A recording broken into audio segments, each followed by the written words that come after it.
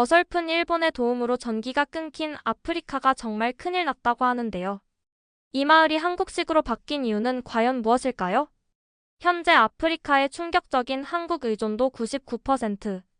이건 아프리카 생존을 위한 필수 선택이라고 합니다. 지금 전 세계가 한국으로 몰려들고 있다고 하는데요. 그 이유는 무엇일까요? 그럼 지금부터 오늘의 이야기를 시작해 보겠습니다. 안녕하세요. 저는 아프리카에서 태양광 발전 사업을 하고 있는 김솔라라고 해요. 저는 전기가 없는 사람들을 도와주는 일을 하고 있어요. 5년 동안 아프리카의 외딴 마을들을 다니면서 태양광 발전을 가져다주는 일을 해왔어요. 태양광 발전이라는 것은 태양의 에너지를 이용해서 전기를 만드는 거예요. 마치 마법 같아요. 태양이 특별한 패널에 비치면 그 패널들이 햇빛을 전력으로 바꾸어서 전등이나 사람들이 필요로 하는 다른 것들의 전기를 공급해주는 거예요. 저는 케냐, 우간다, 탄자니아에 있는 마을들이 처음으로 전기를 갖게 도와드렸어요. 하지만 제가 지금 말씀드리려는 마을인 뭄바이 마을은 제가 지금까지 본 것 중에서 가장 절망적인 곳이었어요. 어느 날 큰 도시에서 온 의사들이 저희 사무실에 찾아왔어요. 그들은 매우 걱정스러운 표정을 지으며 약 280명이 살고 있는 뭄바이 마을에 대해 말해주었어요. 의사들은 지난달에만 3명이 밤에 전갈에 쏘여서 죽었다고 전했어요. 또한 진료소에는 백신을 보관할 냉장고가 없고 밤에 응급 환자가 오면 촛불과 손전 등으로만 도와드릴 수 있다고 설명했어요. 뭄바이 마을 사람들은 매일 밤 완전한 어둠 속에서 살고 있었어요. 하지만 한때 15년 전에 일본에서 그들에게 디젤 발전기를 선물해준 적이 있었어요. 연료를 태워서 전기를 만드는 기계 말이에요. 3년 동안 정말 멋진 시간이었어요. 마을이 밤에도 밝았거든요. 여성들은 해가 진 후에도 안전하게 우물에 갈 수 있었고 진료소에서는 약을 차가운 냉장고에 보관할 수 있었고 어머니들은 어둠 속에서도 안전하게 아이를 낳을 수 있었어요. 하지만 그 후에 재앙이 닥쳤어요. 일본 발전기가 겨우 3년 만에 고장났어요. 교체 부품을 구하려면 마을 사람들이 위험한 산길을 3일 동안 걸어서 가장 가까운 도시까지 가야 했어요. 연료는 너무 비싸서 마을 전체 예산의 절반이나 들었어요. 마침내 5년 전에 발전기가 완전히 작동을 멈췄고 뭄바이 마을은 다시 완전한 어둠으로 돌아갔어요. 이때 저는 그들을 도와야겠다고 생각했어요. 저는 한국의 태양광 기술에 대해 놀라운 이야기들을 들어왔어요. 비싼 연료가 필요하고 자주 고장나는 발전기와 달리 태양광 패널은 무료 햇빛을 사용하고 문제없이 아주 오랫동안 작동할 수 있어요. 저는 짐을 싸고 뭄바이 마을로 가는 여행을 준비했어요. 그때는 몰랐지만 이 여행이 모든 것을 바꿔놓을 거였어요. 마을뿐만 아니라 저에게도 말이에요. 3개월간의 준비를 마치고 저는 드디어 뭄바이 마을에 도착했어요. 울퉁불퉁한 흙길을 4시간 동안 운전해서 가야 했어요. 해가 지자 마을 전체가 무섭고 절망적으로 느껴지는 칠흑 같은 어둠에 삼켜졌어요. 첫날 밤에 저는 진료소 근처에 텐트를 치고 잠을 자려고 했지만 눈을 감을 수가 없었어요. 제 주변에서는 야생동물들이 울부짖는 소리, 아이들이 우는 소리가 들렸고 모든 것이 깊은 슬픔과 두려움으로 덮여 있었어요. 다음 날 아침 저는 마을 족장인 자바리 족장을 만났어요. 그는 70대의 지혜로운 분으로 나무 지팡이를 짚고 다니시는 분이었어요. 그분이 타버린 횃불을 슬프게 바라보고 계실 때 저는 조심스럽게 이 마을이 정말 오랫동안 전기 없이 지내고 있는지 여쭤봤어요. 자바리 족장님은 씁쓸하게 웃으시며 저에게 말씀해 주셨어요. 몇 년 전에 일본에서 온 디젤 발전기가 있었다고 하셨어요. 그때는 전기불을 켜면 사람들이 모여들곤 했고 진료소에는 냉장고도 있었다고 하셨어요. 하지만 이제 그것은 모두 추억일 뿐이라고 하셨어요. 발전기가 계속 고장났고 부품을 구하려면 3일간의 위험한 여행을 해야 했다고 하셨어요. 연료값만 해도 마을 예산의 절반 이상이 들었다고 하셨어요. 결국 발전기가 완전히 작동을 멈췄고 마을이 다시 어둠으로 돌아갔다고 말씀하셨어요. 마을 사람들은 저에게 가슴 아픈 이야기들을 들려주었어요. 그들은 어두워지면 집 밖으로 나갈 수도 없고 누군가 아플 때도 제대로 치료해드릴 수 없다고 말했어요. 진료소 간호사는 눈물을 흘리며 저에게 밤이 되어서 응급 환자를 돌봐야 할 때 촛불로 일하면서 온몸이 두려움으로 얼어붙는 느낌이라고 말했어요. 이런 이야기들을 들으니 마음이 아팠지만 동시에 희망으로 가득 찼어요. 저는 한국의 태양광 기술이 이 상황을 바꿀 수 있다고 확신했어요. 2년 전 우간다에서 저는 일본 태양광 장비가 겨우 1년 만에 고장나는 것을 본 적이 있었어요. 일본 부품들은 비쌌고 고장이 나면 일본에서 교체 부품이 오는데 몇 달이 걸렸어요. 하지만 저는 한국 태양광 장비가 다르다는 것을 알고 있었어요. 부품을 구하기가 더 쉽고 수리가 더 빠르며 시스템이 훨씬 더 오래 지속되었어요. 저는 또한 한국 정부가 아프리카에서 에너지 지원 프로그램을 크게 확대하고 있다는 흥미로운 소식을 들었어요. 한국의 태양광 기술은 세계 최고 수준으로 평가받고 있었기 때문에 저는 한국이 뭄바이의 어둠을 밝혀줄 수 있을 거라고 생각했어요. 저는 바로 자바리 족장님을 다시 찾아뵙기로 결심했어요. 그날 마을을 걸어 다니면서 저는 흙에서 놀고 있는 아이들, 손으로 빨래하는 어머니들, 제대로 된 불빛 없이 부러진 도구들을 고치려고 애쓰는 아버지들을 보았어요. 모든 사람들이 피곤하고 걱정스러워 보였어요. 하지만 저는 다른 것도 보았어요. 그들이 저를 바라볼 때 눈에 담긴 희망 말이에요. 그들은 제가 도움을 줄 수 있을지도 모른다는 이야기를 들었던 거예요.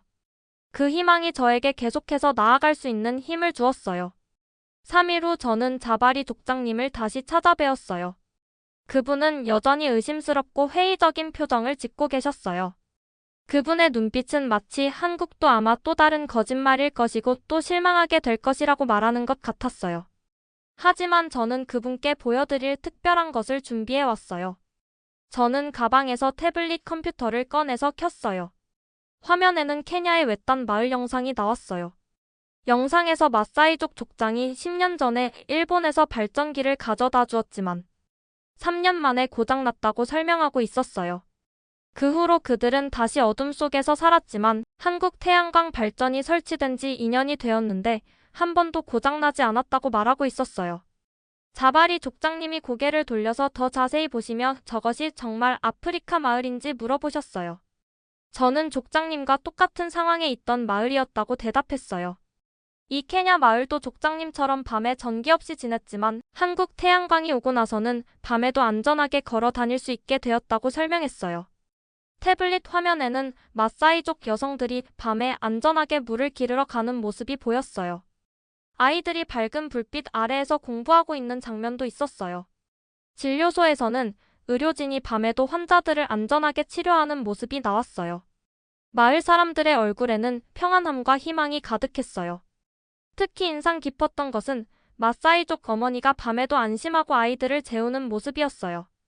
자바리 족장님은 여전히 의심스러운 표정을 지으셨지만 카미시라는 젊은 마을 청년이 영상 속 사람들이 우리와 똑같이 생겼다고 말하자 족장님이 조금씩 관심을 보이기 시작하셨어요. 카미시는 영상 속 마사이족 아이들이 자신들과 비슷한 환경에서 살고 있다는 것에 놀라워했어요. 영상 속에서 마사이족 청년이 태양광 패널을 직접 관리하는 모습을 보며 카미시는 자신도 그런 기술을 배울 수 있을지 궁금해했어요. 그때 저는 시연용으로 가져온 작은 태양광 랜턴을 꺼냈어요. 낮에 햇빛으로 충전해둔 것이었어요. 스위치를 누르자 작은 유리 패널에서 밝은 빛이 쏟아져 나왔고 마을 아이들이 달려왔어요. 한 아이가 밝고 호기심 가득한 눈으로 이게 어떻게 이렇게 밝은 빛을 만들어내는지 물어봤어요. 아이들은 랜턴 주위에 둘러서서 신기한 듯 바라보았어요. 자바리 족장님은 랜턴을 자세히 살펴보시며 눈을 크게 뜨셨어요. 저는 이 작은 패널이 낮에 햇빛을 모아서 전기로 바꿔주는 것이고 연료도 필요 없고 소음도 전혀 나지 않는다고 설명해드렸어요. 또한 이 태양광 기술은 환경에도 전혀 해롭지 않으며 오히려 깨끗한 에너지를 만들어낸다고 덧붙였어요. 족장님은 랜턴을 이리저리 돌려보시며 어떻게 이렇게 가벼우면서도 튼튼할 수 있는지 감탄하셨어요. 저는 랜턴이 약 10년간 작동한다고 약속하는 보증서를 보여드리고 물을 부어서 방수 기능을 시연해 보았어요. 물을 부어도 빛이 완벽하게 계속 빛났어요. 마을 할머니들이 정말 놀라운 기계라고 감탄하셨어요. 한 할머니는 이런 기계를 처음 본다며 신기해하셨어요. 또 다른 할머니는 비가 와도 고장나지 않는다는 것이 정말 중요하다고 말씀하셨어요. 바로 그때 어둠 속에서 야생동물 소리가 들렸어요. 하이에나들의 울음소리 같았어요. 저는 랜턴을 들고 어둠 속을 비춰보았어요. 야생동물들이 빛을 보고 도망갔어요. 마을 사람들이 정말 효과가 있다고 말했어요. 이 순간 모든 사람들이 이 작은 빛이 얼마나 중요한지 깨달았어요. 어둠 속에서 야생동물로부터 보호받을 수 있다는 것만으로도 이 기술의 가치는 충분했어요. 자바리 족장님이 깊게 숨을 쉬시며 하지만 이 장비도 결국 고장나지 않을지 걱정스럽다고 말씀하셨어요. 과거 일본 발전기의 실패 경험이 그분에게 큰 상처를 남겼기 때문이었어요. 족장님의 목소리에는 또다시 희망을 가졌다가 실망할까봐 하는 두려움이 담겨 있었어요.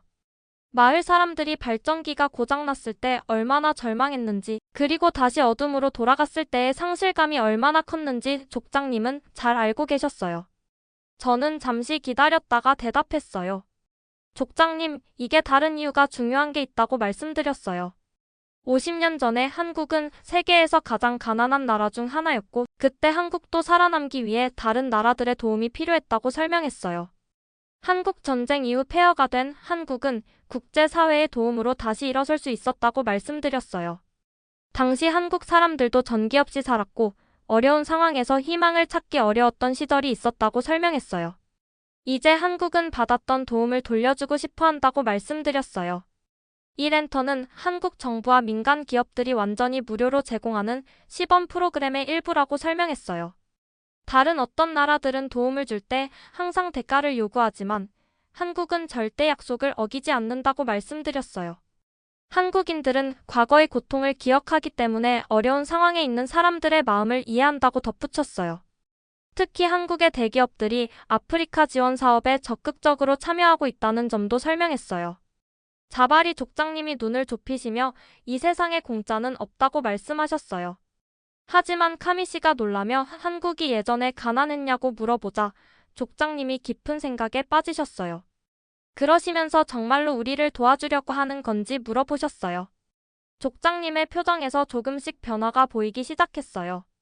저는 태블릿을 다시 켜서 또 다른 영상을 보여드렸는데 이번에는 우간다의 외딴 마을이었어요. 그것도 10년 전에 일본에서 받은 태양광 발전이 실패했었지만 한국 태양광이 모든 것을 바꿔놓았어요. 영상에는 우간다 마을 족장이 한국 기술자들에게 감사 인사를 전하는 모습이 나왔어요. 그 마을도 이제는 밤에 안전하고 아이들이 늦은 시간까지 공부할 수 있게 되었다고 했어요. 우간다 마을의 변화된 모습을 보며 자바리 족장님의 눈에 희망이 서서히 자라나기 시작했어요.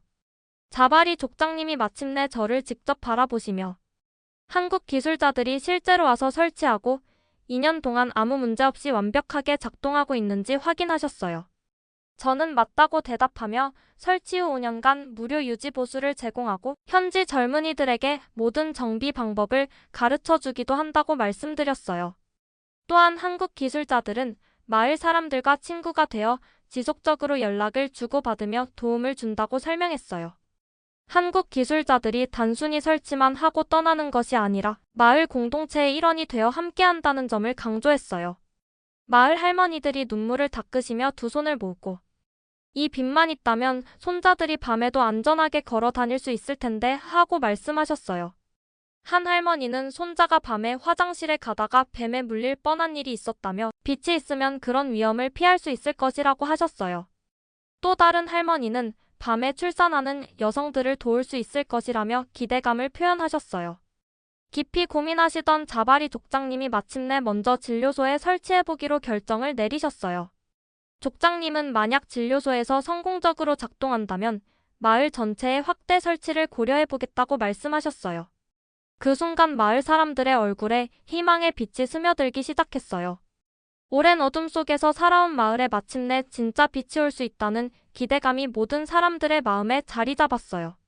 자바리 족장님이 시범 설치에 동의하신 후 저는 즉시 한국 지원팀에 연락했어요. 3주 후 15명의 한국 기술자들이 문바이 마을에 도착했어요. 팀장은 유대성 씨였는데 40대 중반의 차분한 분으로 경험이 풍부한 태양광 발전 엔지니어였어요. 전문 통역사들도 함께 왔어요. 기술자들은 모두 주황색 유니폼을 입고 있었고 정밀한 장비들을 가져왔어요. 유 팀장님이 통역사를 통해 자바리 족장님께 인사를 드렸어요. 안녕하세요, 족장님. 저는 한국에서 온 유대성이고 뭄바이 마을을 위해 최선을 다하겠다고 말씀드렸어요.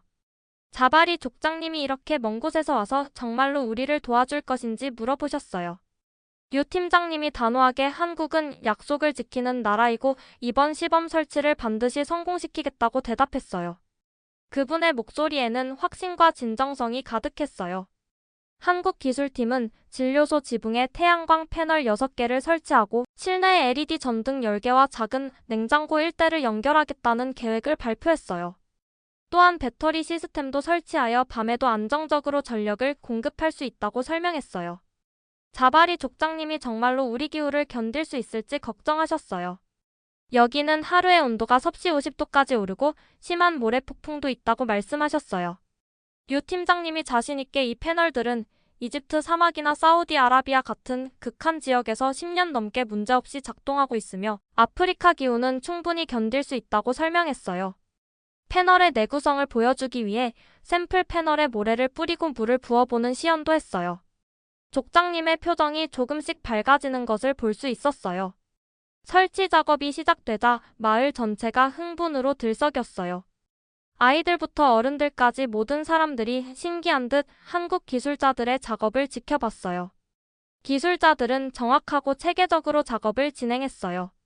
먼저 지붕의 구조를 점검하고 패널을 안전하게 고정할 수 있는 위치를 찾았어요. 카미 씨가 기술자들 옆에 서서 이 전선은 왜 빨간색인지 물어봤어요. 기술자들이 빨간색은 양극, 검은색은 음극이고 전기는 물처럼 흘러가기 때문에 모든 집에 전력이 고르게 도달하도록 모든 것을 제대로 연결해야 한다고 설명했어요. 카미 씨는 매우 집중해서 들었고 다른 젊은이들도 하나둘 모여들었어요. 기술자들은 카미 씨에게 태양광 패널의 원리도 자세히 설명해 주었어요. 햇빛이 실리콘 패널에 닿으면 전자들이 움직이면서 전기가 만들어진다고 했어요. 카미 씨는 눈을 반짝이며 자신도 이런 기술을 배우고 싶다고 말했어요. 한국 기술자들은 카미 씨의 열정을 보고 기본적인 유지보수 방법을 가르쳐 주기로 약속했어요. 그들은 카미 씨에게 작은 공구 세트도 선물로 주었어요. 며칠간 설치 작업을 하는 동안 갑자기 심한 모래 폭풍이 불었지만 특수 코팅된 패널에는 모래가 달라붙지도 않았고 전혀 문제가 없었어요. 마을 사람들이 이게 일본 발전기였다면 산산조각 났을 텐데 이 패널들은 정말 튼튼하다고 감탄했어요. 기술자들은 패널의 표면이 특수 처리되어 있어서 먼지나 모래가 쉽게 제거된다고 설명했어요. 심지어 비가 오면 자동으로 청소되는 효과도 있다고 덧붙였어요. 드디어 시연 점등식 날이 되었어요. 해가 지자 약 300명의 마을 사람들이 진료소 앞에 모였어요. 마을의 모든 사람들이 이 역사적인 순간을 함께 보고 싶어 했어요. 어린아이부터 노인까지 그동안 어둠 속에서 살아온 모든 사람들이 한자리에 모였어요. 사람들의 얼굴에는 기대와 불안이 동시에 보였어요. 자바리 족장님이 떨리는 손으로 메인 스위치 앞에 서셨어요. 유 팀장님이 족장님에게 용기를 내시라고 격려했어요. 그 순간 마을 전체가 숨을 죽이고 지켜봤어요. 5년간의 어둠을 끝낼 수 있는 역사적인 순간이었어요. 그들이 함께 스위치를 누르자 진료소 내부가 순식간에 찬란한 빛으로 가득 찼어요. 모든 마을 사람들이 하나님 밝다고 외치며 한꺼번에 환호하며 기쁨의 눈물을 흘렸어요. 진료소 안은 따뜻한 LED 불빛으로 가득 찼고 냉장고가 윙윙거리며 작동하기 시작했어요. 간호사가 감격하며 이제 백신을 안전하게 보관할 수 있고 밤에 응급 환자를 즉시 치료할 수 있다니 꿈 같다고 외쳤어요. 마을 사람들은 믿을 수 없다는 표정으로 진료소 안팎을 둘러보았어요. 어떤 할머니는 손으로 전등을 만져보며 뜨겁지 않다며 놀라워했어요. 아이들은 냉장고에서 나오는 차가운 바람을 신기해했어요. 5년 만에 처음으로 마을에 진짜 빛이 돌아온 순간이었어요. 어떤 어머니는 아이를 안고 울면서 이제 밤에도 안전하다고 속삭였어요. 그날 밤 마을 사람들은 진료소 앞에서 작은 축제를 열고 기쁨에 춤추고 노래했어요. 전통 북소리가 울려 퍼지고 여성들이 아프리카 전통 춤을 추었어요. 아이들은 밝은 불빛 아래에서 마음껏 뛰어놀았어요. 그동안 어둠 때문에 할 수 없었던 모든 것들을 마음껏 즐겼어요. 젊은이들은 밤늦게까지 이야기를 나누고 웃음소리가 끊이지 않았어요. 자바리 족장님이 유 팀장님의 손을 꽉 잡고 반짝이는 눈으로 정말 고맙고 우리 마을에 기적을 가져다 주었다고 말씀하셨어요. 족장님의 목소리는 감격으로 떨리고 있었어요. 유 팀장님도 감동받아 눈시울이 붉어졌어요. 저는 옆에서 아이들이 몇 년 만에 처음으로 밝은 빛 속에서 안전하게 노는 모습을 지켜봤어요. 어머니들은 더 이상 가족들이 위험한 어둠 속을 걸을 걱정을 하지 않아도 되어서 미소 지었어요. 한국 기술자들은 피곤해 보였지만 자신들의 노고가 이런 변화를 만들어냈다는 걸 알고 행복해했어요. 이것이 바로 제가 이 일을 사랑하는 이유였어요. 희망을 잃었던 곳에 희망이 돌아오는 것을 보는 것 말이에요. 그 밤 마을에는 새로운 시대가 시작되었다는 희망찬 기운이 가득했어요. 별빛과 함께 빛나는 진료소의 불빛은 마을의 새로운 상징이 되었어요. 모든 사람들의 마음속에 밝은 미래에 대한 꿈이 자라나기 시작했어요. 진료소 시범 설치 일주일 후 이웃 마을의 은코시 족장님이 문바이 마을로 급히 달려왔어요. 그분의 얼굴은 슬픔과 절망으로 가득 차 있었어요. 은코시 족장님이 떨리는 목소리로 자바리에게 끔찍한 소식을 전했어요. 어젯밤에 자신의 손자가 전갈에 쏘여서 죽었다고 했어요. 어둠 속에서는 위험한 생물들이 어디 있는지 볼 수 없었고 손전등도 없어서 제때 치료할 수 없었다고 설명했어요. 자바리 족장님이 친구의 어깨를 끌어안고 슬프게 고개를 숙이셨어요. 마을 간호사도 안타까움에 눈물을 닦으며 밤에는 반드시 빛이 있어야 한다고 말했어요.